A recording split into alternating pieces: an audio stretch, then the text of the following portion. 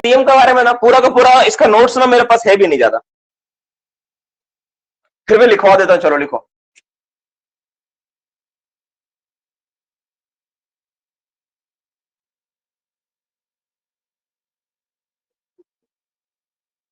लिखो, after how much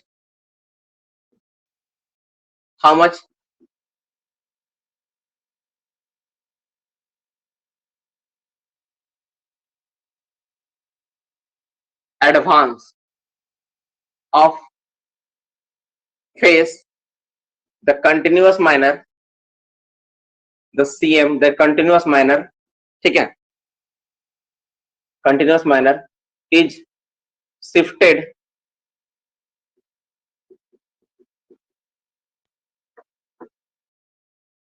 to another phase।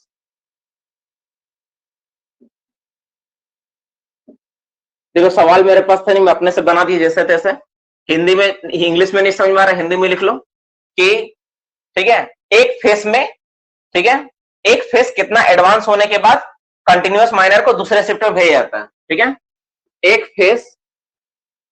Face कितना दूर एडवांस होने के बाद, एडवांस मतलब चलाने के बाद, ठीक है, के बाद, ठीक है, सीएम को दूसरा फेस में भेजा जाता है, दूसरा फेस में शिफ्ट किया जाता है।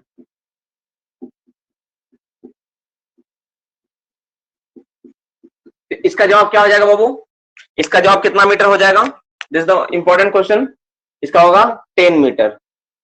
10 मीटर एडवांस होने के बाद ही सीएम मशीन को हम लोग दूसरा फेस में लेके जाते हैं, दूसरा फेस में जाकर हम लोग क्या करते हैं, उसको लगाते हैं।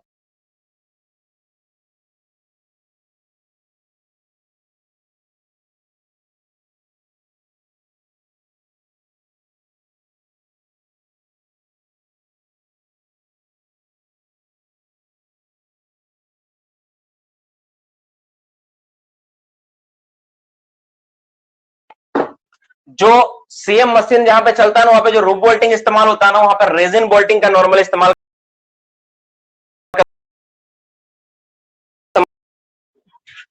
इसको थोड़ा सा और मुझे स्टडी करना था यार, बहुत सारा बुक्स पढ़ना था इसमें, पिछले बार भी छूट गया था, इस बार भी इसका छूट गया, थोड़ा सा और पढ़ना था मुझे यार। रेजिन बोल्ट का इस्तेमाल होता है।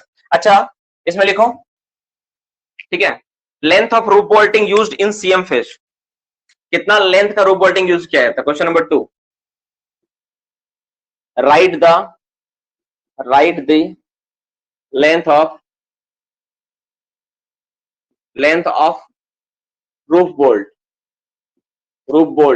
ठीक है, यूज्ड इन सीएम फेस। तो सीएम फेस में लगने वाला रूफ बोल्टिंग का लंबाई कितना होता है, तो नॉर्मली जो रूफ बोल्टिंग हम लोग लगाते हैं सीएम मशीन में ना, उसपे कितना होता है 2.4 मीटर एवरेज जो सबसे ज्यादा यूज होता है वो 2.4 मीटर का एवरेज सबसे ज्यादा यूज होता है, ठीक है, मैक्सिमम माइंस में यूज होता है, ठीक है, ये मैक्सिमम माइंस का डेटा का आधार बोल रहा हूँ।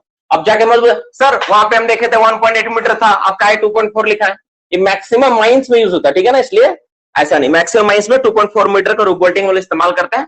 और ये किस टाइप का होता है, इसका टाइप क्या होता है, ये रेजिन बोल्ट ही होता है, ठीक है, रेजिन बोल्टिंग होता है। रूफ बोल्टिंग दो तरह का होता है, एक सीमेंट कैप्सूल से जाम करते हैं और एक रेजिन का जाम करते हैं, तो रेजिन वाला इस्तेमाल करते हैं हम लोग यहाँ पे, रेजिन टाइप का होता है, 2.4 मीटर का मैक्सिमम 2.4 मीटर का लंबाई वाला इस्तेमाल होता है, जो कि मैक्सिमम माइंस में इस्तेमाल होता है, ठीक है।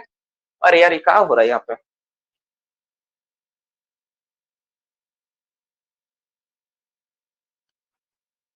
तो मोटा मोटी हो गया आपका ये। और क्या लिखोगे इसमें, डक्टिंग वेंटिलेशन, आप लोग कभी ना एक बार ना जीवन में मौका मिले ना, तो एक बार ना, जिसको मान लो कि जीवन में ऐसा शौक चला है कि नहीं सर मुझे मैकेनाइज्ड माइंस में जाना है, जैसे मेरा एक तो भूत था सवार ट्रेनिंग के समय, हमको तो जाना है तो मैकेनाइज्ड माइंस से बहुत कुछ सीखने का मौका मिलेगा। मेरा ये भूत, एक मेरे सर है सोमेन चटर्जी, बंगाली है, तो वो मेरा ये भूत उतारे, बोले दूर गधा तुम जाएगा उसमें, बंगाली थे ऐसे बोले, वो दूर गधा तुम उसमें जाएगा, पता वहां डस्ट खा के तुम मर जाएगा, ऐसे सीधा बोले वो। और मेरा शौक था कि हमको जाना है तो कोई बड़ा माइंस में जाना है। डियर स्टूडेंट्स, कभी भी सेलेक्ट मत करना जीवन में कि बहुत बड़ा माइंस हो, मैकेनाइज्ड हो, ये सजा है एक तरह का, मतलब मजा भी अपने जीवन में अपने जगह पे, नो डाउट, लेकिन देखने सीखने के लिए ठीक है, आप देखने गए, सीखने गए, 10 दिन 5 दिन 15 दिन का ड्यूटी था, गए सीखे आए, वो एक अलग मैटर है। लेकिन जिंदगी भर उसके साथ बिताना बड़ा टफ चीज है ना, जिंदगी भर उसके साथ बिताना बहुत टफ चीज। तो बस वही है। तो जब कभी जीवन में अगर आपको ऐसा मौका मिलेगा तो आपको क्या करना है कि जाना है घूमने के लिए, लेकिन ड्यूटी करने का मौका मिला तो थोड़ा बचने का प्रयास करना है इन सब जगहों से, ठीक है। बहुत अच्छा तो नहीं बोलूंगा, स्टार्टिंग में कुछ दिन तक बहुत प्रिविलेज मिलता है, बहुत प्रिविलेज मिलेगा, लेकिन धीरे धीरे जो सिचुएशन होगी टफ होती जाएगी आपके लिए, आप सोच भी नहीं सकते, और वर्कलोड बहुत बढ़ेगा, ये होता है। और सबसे बड़ा दिक्कत है कि आप अगर फेस तक गए, इतना हेजेडियस है ना, हर सीएम का पैनल हो या लॉन्ग वॉल का पैनल हो, किसी में भी आपको 4 किलोमीटर सिर्फ जाने में आपको लगेगा, 4 किलोमीटर तो वो चल के जाना पड़ेगा, मतलब कम से कम 1 घंटा को पैदल चलना पड़ेगा पहुंचने के लिए वहां फेस तक, फिर वापस आने के लिए 1 घंटा चलना पड़ेगा। सोचो, जाने वक्त तो ठीक चले जाओगे, काम भी लगभग कर लोगे, लेकिन वापस आते समय हालत खराब हो जाएगा। ये हर मैकेनाइज्ड माइंस का यही कहानी है, जो भी मैकेनाइज्ड माइंस है उसमें यही कहानी है। मैं देख चुका हूं लगभग सभी का, 40-50 मिनट तो श्योर लगता है, 50 मिनट तो जाने में लगता ही लगता है। और वो भी लोग बोलते तो बहुत कम है, इससे पहले लोग 1.5 घंटा चलते थे, ऐसे लोग बोलते हैं, ठीक है ना। तो अगर मतलब क्या बोलता है, अगर फिर भी इसके अलावा शौक चढ़ा है कि नहीं सर हमको जाना ही है, तो जाना जरूर, ठीक है। मेरा बेस्ट ऑफ लक रहेगा तुम लोगों के पीछे।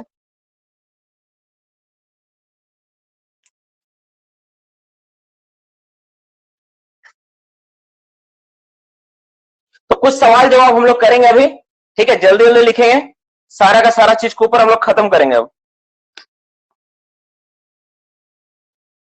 अच्छा, एक बात आप लोग क्लियर कर लेना, जो अगर लिखे होते स्टेज लोडर में ना HDCC heavy duty chain conveyor इस्तेमाल होता है, और लॉन्ग वॉल फेस में AFC इस्तेमाल होता है, एकदम परफेक्ट लिख लेना जो नहीं लिख पाया है। कुछ थिक सिम माइनिंग का सवाल जवाब आज करेंगे हम लोग, उसको खत्म करेंगे मोटा मोटी। लिखो, विच मेथड, कुछ important notes for mining method, that is the thick SIM mining method, और कुछ पार्ट है उसको हम लोग लिखेंगे, ठीक है, उसके बारे में जानेंगे।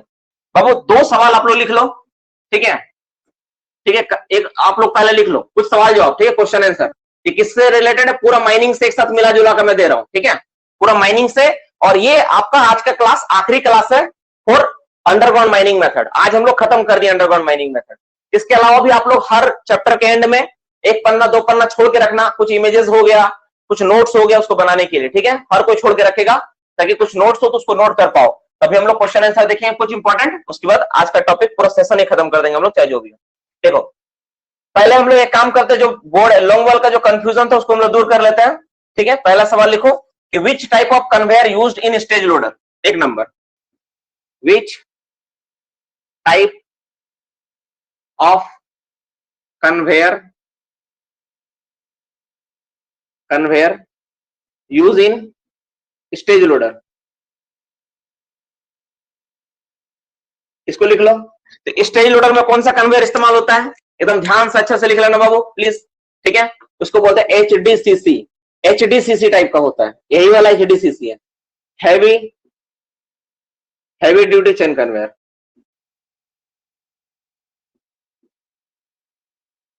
मिस्टेक मत करना, ठीक है। और अगर आपसे कोई पूछे तो फेस में लगने वाला लॉन्ग वॉल फेस में कौन सा कन्वेयर होता है, विच टाइप। अच्छा, सीएम मशीन के बाद ना ये 2 सवाल से पहले कुछ जगह छोड़ देना, थोड़ा सा आधा पन्ना छोड़ देना कम से कम, ताकि कंटिन्यूअस माइनर में अगर कुछ सवाल मिले तो उसको लिख सकूं वहां पे। Which type of conveyor use in, ठीक है, क्या बोलते हैं उसको हम लोग इसमें, long wall face, long wall face. तो लॉन्ग वॉल फेस में कौन सा मशीन इस्तेमाल, कौन सा कन्वेयर इस्तेमाल होता है, तो इसका जो नाम है इसको हम लोग बोलते हैं AFC। क्या नाम है इसका, हम लोग क्या बोलते हैं इसको हम लोग, AFC। हाँ यार,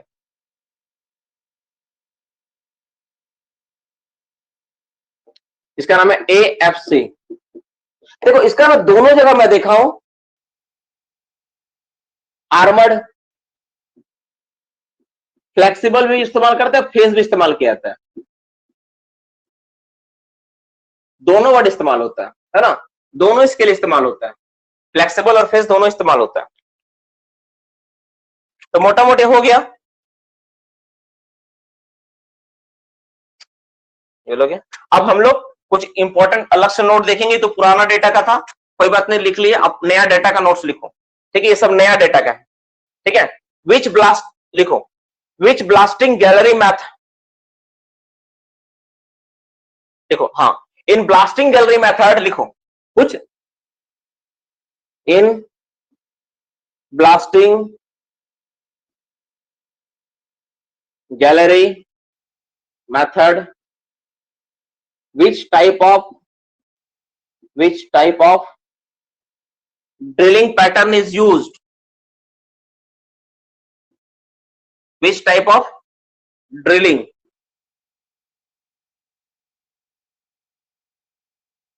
pattern is use. Dear students, क्या है मैं बता देता हूं टॉपिक एक्चुअली क्या है, थोड़ा मैं समझा देता हूं। एक्चुअली ना ये क्वेश्चन आंसर थिक सीम माइनिंग का, थिक टॉपिक है, थिक सीम। अगर मोटा कोई सीम हो तो कैसे काम करेगा उसके बारे में। तो ये पहला सवाल एक्चुअली यही है, लेकिन 2 सवाल पहले के छूटा हुआ था इसलिए तीसरा नंबर में चला गया। तो ये पहला सवाल है। तो हम लोग थिक सीम माइनिंग मेथड का एक पार्ट है ब्लास्टिंग गैलरी मेथड। तो जब ब्लास्टिंग गैलरी मेथड वाला काम करते हैं ना, तो उस मेथड में जो हम लोग पैटर्न यूज करते हैं उसको ring pattern blasting, ring pattern blasting, ठीक है।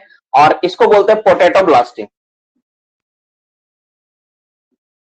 तो अगर कोई आपसे पूछेगा पोटैटो ब्लास्टिंग किसमें यूज होता है, तो आप लोग याद रखना कि ये ब्लास्टिंग गैलरी मेथड का इंपॉर्टेंट पॉइंट है, ब्लास्टिंग गैलरी मेथड में होता है।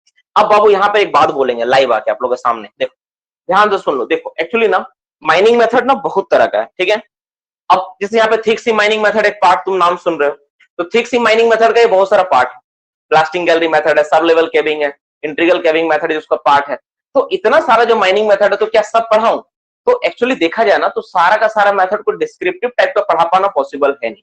ये नॉर्मल बात है, हर कोई समझ रहा हो, तुमको भी पता है कि सर इतना पॉसिबल तो है नहीं। पढ़ाएंगे तो पूरा मेथड में सारा 2 महीना निकल जाएगा मेरा। तो क्या कर सकते हैं, पहले हम लोग सारा का सारा नोट्स को, जो इंपॉर्टेंट चीज आती है ना थिक सीम से, वो सब लोग पढ़ लेते लिख लेते हैं। देखो लॉन्ग वॉल, सीएम, ये हर जगह चल रहा है, इसलिए आपको इसके बारे में पढ़ना ही पड़ेगा, इससे आप बच नहीं सकते हो। अब यही टेक्नोलॉजी है, बोर्ड एंड फिलर चल रहा है तो पढ़ना ही पड़ेगा। लेकिन बाकी जो चीजें उसको आप अवॉइड कर सकते हो। लेकिन अवॉइड कितना करना है, उसमें क्या लेना है, तो जो जो इंपॉर्टेंट नोट्स है ना उसको हम लिख दिए। इसके अलावा अगर आपका सिलेबस टाइमली खत्म हो जाता है 7 महीना, 6 महीना, 8 महीने के अंदर, तो हम लोग फिर से उसको एक बार करके थ्योरी करके डिटेल्स में पढ़ लेंगे।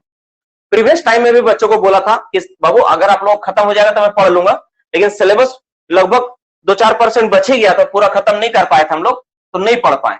तो अभी क्या है, हम लोग अगर मौका मिलेगा तो हम लोग सारा चीज को डिटेल्स में फिर से एक बार पढ़ लेंगे, ठीक है। तो एक बार, लेकिन हम लोग अभी नहीं पढ़ेंगे क्योंकि अभी बहुत सारा चीज इंपॉर्टेंट है जो पढ़ना बाकी, ऑलमोस्ट सिलेबस का बहुत सारा पार्ट कवर करना बाकी है। तो हम लोग अभी सिर्फ एमसीक्यू नोट्स लिखेंगे जो थिक सीम माइनिंग में यूज होता है, जो माइनिंग मेथड का कुछ अलग से नोट्स है। और साथ ही साथ आप लोग थोड़ा पढ़ना छोड़ना, बार बार मैं बोल रहा हूं, ताकि कुछ हो तो इंपॉर्टेंट तो आप लोग उसमें नोट कर पाओ। देखो in which mining method, next question, question number 4 लिखो, in which mining method, mining, ये सब डायरेक्ट आया है कोई कोई एग्जाम में, ठीक है। और एक बात मैं रिक्वेस्ट करूंगा डियर स्टूडेंट्स, इसमें एक्सप्लेनेशन मत मांगना, इसको आपको थोड़ा याद रखना पड़ेगा, क्योंकि ये मैं एक्सप्लेन कर ही नहीं पाऊंगा, कर ही नहीं रहा हूं, क्योंकि इतना इतना एक टॉपिक, एक सवाल ना, एक टॉपिक है, ठीक है। In which mining method overriding, overriding थोड़ा याद रखना पड़ेगा आपको, सारा सवाल का जवाब, ठीक है। Of gallery occur, over riding of gallery,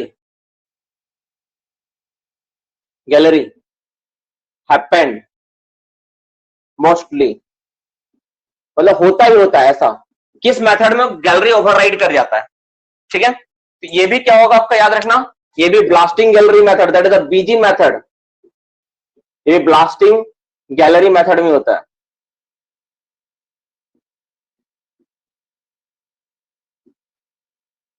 next question, question number कितना, 5।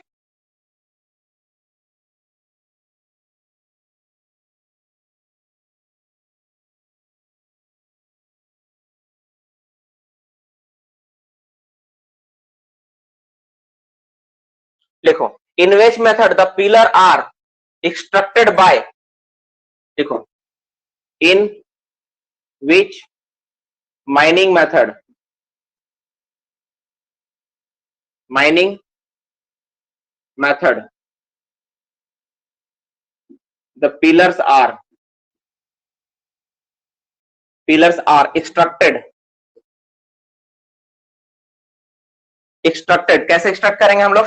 Extracted by a series of, by a S E R, series of, by a series of, ठीक है, fender block of coal,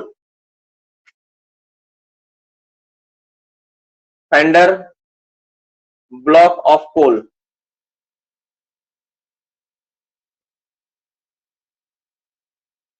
and developed simultaneously.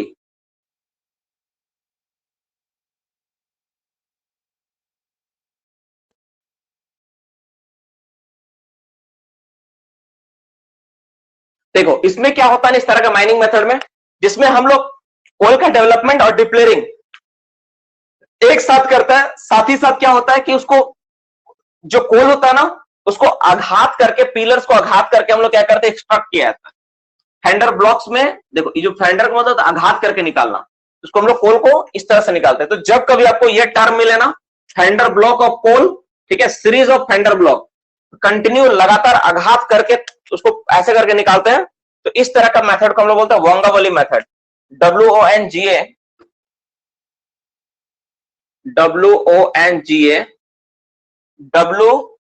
WILLI, ठीक है, इस method के जरिए निकालते हैं। मैं बोला ना थोड़ा सा आपको बाबू याद करना पड़ेगा, ठीक है, इसके बारे में बहुत पहले पढ़े थे, मुझे ध्यान में भी नहीं डिटेल्स में, ये तो मेरा ध्यान से भी आउट ही एकदम है, ठीक है, बहुत साल से इसको इस सब चीज में पढ़ाया भी नहीं हूं। सीरियसली बात यह भी है कि बहुत साल से मैं इस टॉपिक को टच भी नहीं किया हूं, कभी ऐसा मौका ही नहीं मिला। ये हो गया। इसके बाद लिखो, ठीक है, which type of blasting pattern, which type of blasting pattern use, which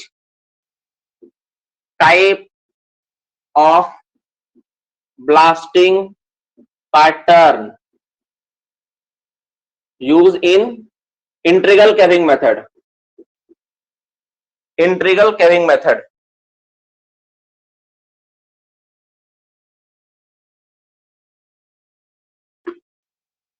INTEGRL, integral caving method. इसमें क्या होगा, जो इंटीग्रल केविंग मेथड होता है उसमें कौन सा मेथड इस्तेमाल करते हैं, उसको बोलते हैं camouflage blasting, CAMOUFLAGE,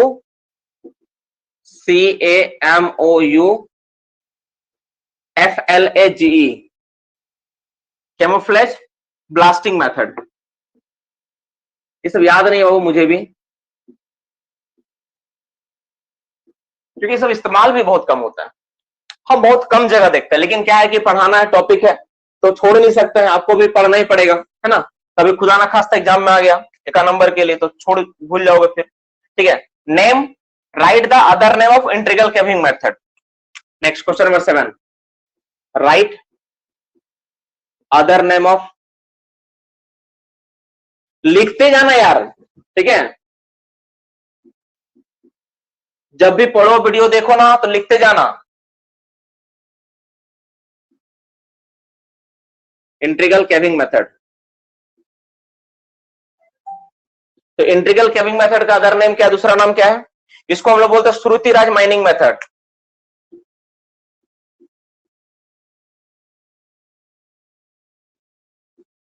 श्रुतिराज, RAGE, SOUTRI, देखो ध्यान से, TRIRAGE माइनिंग मेथड, इन्हीं के नाम पे पड़ा है, बहुत फेमस माइनिंग मेथड है ये।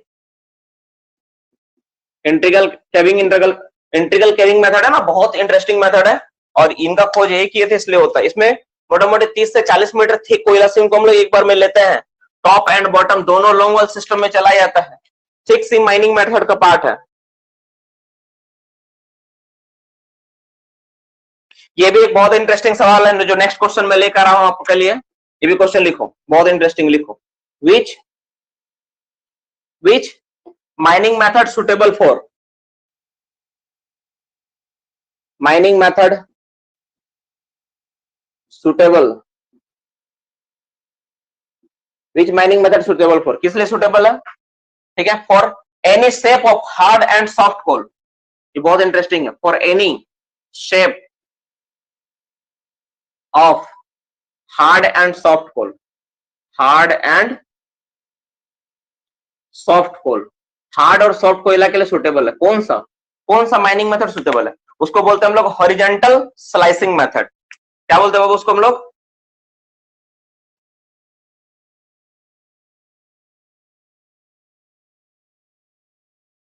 Horizontal slicing method. हो गया, लिख लिया?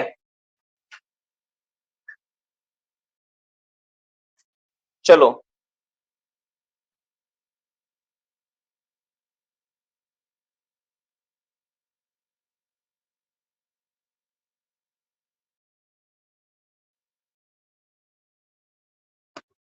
तो आप सभी को बहुत बहुत बधाई। आप लोग लगभग जितना भी पार्ट था सब तुम लोग लिख लिए हो, सारा कुछ तुम लोग नोट डाउन कर लिया हो, ठीक है? चलो खत्म हो गया। मोटा मोटी सारा चीज तुम लोग सब चीज लिख चुका है। थोड़ा जगह छोड़ के रखेगा, किस लिए जगह छोड़ के रखेगा तुम लोग? टाइमिंग भी परफेक्ट है। देखो तो तुम लोग जगह छोड़ के रखेगा, किस लिए जगह छोड़ के रखेगा बाबू? जगह इसलिए छोड़ के रखे, मान लो इन फ्यूचर नेक्स्ट टॉपिक तो हम लोग कुछ और स्टार्ट करेंगे, अब डिसाइड करके मैं बता दूंगा कि क्या पढ़ाऊंगा, लेकिन कुछ ऐसा टॉपिक मान लो फिर भी मिल गया, क्योंकि मेथड है, मेथड का कोई एंड नहीं है, सबको पता है मेथड का कोई एंड नहीं है, मेथड पर ही सब टिका हुआ है। तो इसके लिए ना 2-3-4 पन्ना छोड़ के रखना, ठीक है? कुछ भी सवाल मिले, कुछ भी टॉपिक नोट करना होगा तो इसमें नोट करोगे, ठीक है? हर स्टूडेंट इसमें 2-4 पन्ना छोड़ के रखेगा, ठीक है? ज्यादा बेहतर होगा। ओएमएस के ऊपर नेक्स्ट क्लास में कभी देखेंगे पंकज, ठीक है? आज बहुत सारे बच्चे लोग जुड़ भी नहीं पाए हैं, कारण है कि आज पता है कि बहुत ज्यादा तनावपूर्ण स्थिति है पूरे देश भर में। नहीं, ये नोट्स 2.1 का कैटेगरी नहीं है, थिक सिम माइनिंग मेथड का पार्ट। नोट्स 2.1 में क्या होता है ना, ऐसे डेटा होते हैं जिसको आप सिमिलर होते हैं और याद करने में सुविधा होता है।